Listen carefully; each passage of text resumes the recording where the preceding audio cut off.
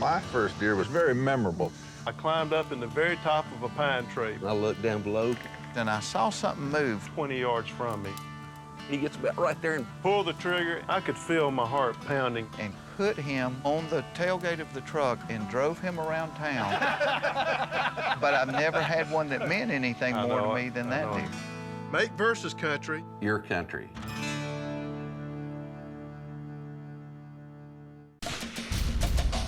Unbelievable. What a whitetail. That deer is one of the biggest deer I've ever seen in my life. That's what you call a character buck, man.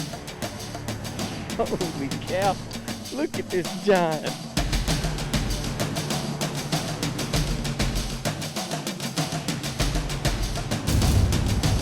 I tell you, that's a trophy right there. What a hunt. David Morris's El Cazador Ranch in South Texas is the prime test facility for the Tecomate management system. Here he's able to raise the kind of mature, heavy antler deer that other hunters dream about. And sometimes Morris dreams too. We're hunting big deer this year. It's an incredible year here on the ranch. There are monsters out there, but as many big deer as there are, I'm really only interested in one, and it's this guy right here. This shed's from 2 years ago when this deer was 5.5 years old. He is now 7.5.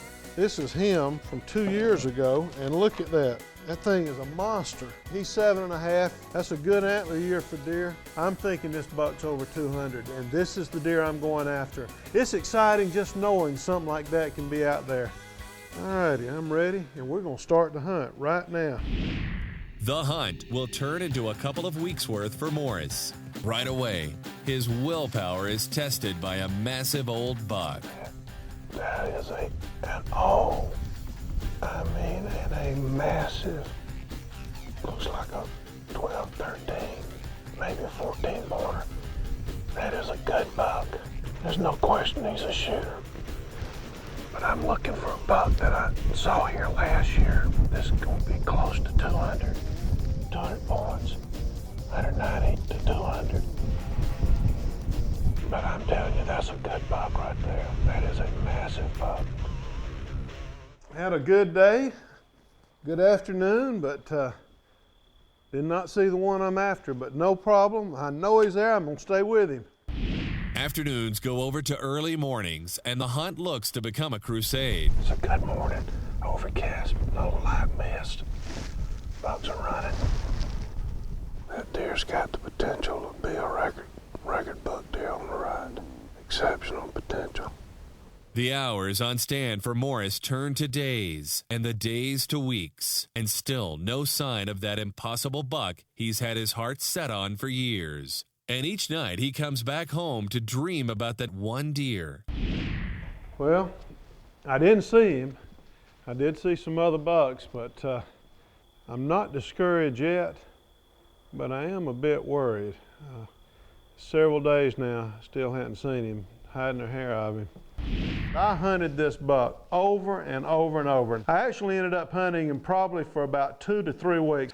I began to have reason to be concerned about the status of this deer. Then one day I get a call from my wife, Debbie, and she says, "David, I believe I'm looking at your deer." And I said, "Well, fantastic." And then she said, kind of in a low, quiet voice, but he doesn't look that big. And I said, "Well, it can't be him then." But she videoed the deer. We came back into the lodge and looked at the video, and my heart sank. Oh, there he is. I just know that's your deer. I Debbie. couldn't see him very good, but I could see his, his points from my stand. Debbie, he's not even close to the size of my deer. I still wasn't convinced it was my deer, but now I was uncertain. This deer had the shape of mine, but was so much smaller. He was 50 points less than what my deer should have been. And so now I strike out, and I'm not so sure anymore. I'm beginning to get worried. The tension mounts for Morris as he begins to wonder if the deer his wife videoed is indeed the Big 12 he saw 2 seasons ago. If it is, what happened to make it lose so much of its antler size? And finally, the wondering ended. That's him, though. He's lost 50 points from what he was 2 years ago. He's in very poor condition. That deer has undoubtedly been injured. I'm sure he's been gored by another buck. There he goes. That is a terrible disappointment. For Morris, today's been a little like losing the homecoming game at the goal line. And now he has to tell his family the bad news. Oh man, the frustration of it. They're gonna be disappointed. I have good news and I have bad news. And the good news is I did find him. The bad news is he is a pale shadow of his former self.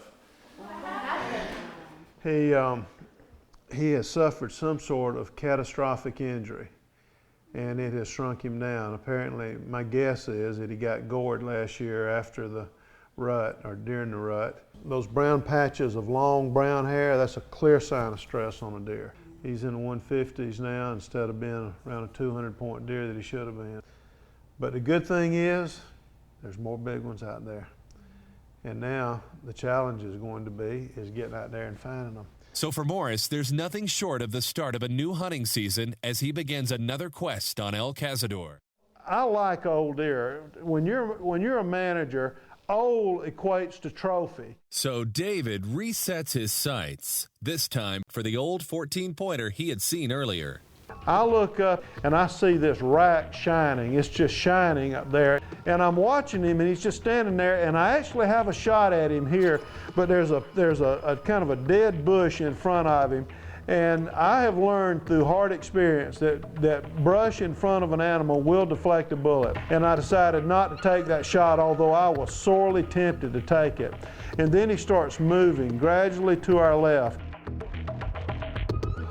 I don't know of anything that excites a hunter more than seeing a big buck moving through the brush or moving through the timber. It's just something about it that just stirs the heart of a hunter. I still don't have a shot. And I'm holding my breath now, waiting for him to step into just a small opening to give me a shot. Come on. Though from the camera angle, the buck seems to be blocked by brush, David has a clear shot. I'm gonna take the shot right there, right there.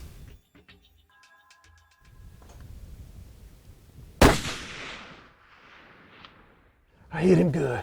I should have hit him right in the chest. I didn't see him go down, but the recoil kind of knocked me back. It felt good, it sounded good. I heard the bullet caw, whoop, but now he's disappeared. But I don't see him running through the brush, so I figure he's there. Now that was exciting. That was exciting. That is a good buck. Woo! He's right here. I'm here to tell you, this is a fantastic old buck. I mean, a fantastic, look at that antler, look at that. Look how massive this thing is. This is, I don't think there's any doubt, this is the heaviest buck that we have taken on my place. Look at this thing. Man, look at the mass on this thing. Look at that. Now that is a trophy buck, I'm telling you. No matter what the score, and he's gonna score plenty, that is a trophy. That's one we're proud of here on El Cazador. Whew. What I love about this buck is he's a gnarly old giant, but what I really love about him, I tell you, is that he's 9 years old. His teeth are worn down to hardly anything. This buck may not have been the one Morris was originally gunning for, but it's a true Tecomate trophy regardless.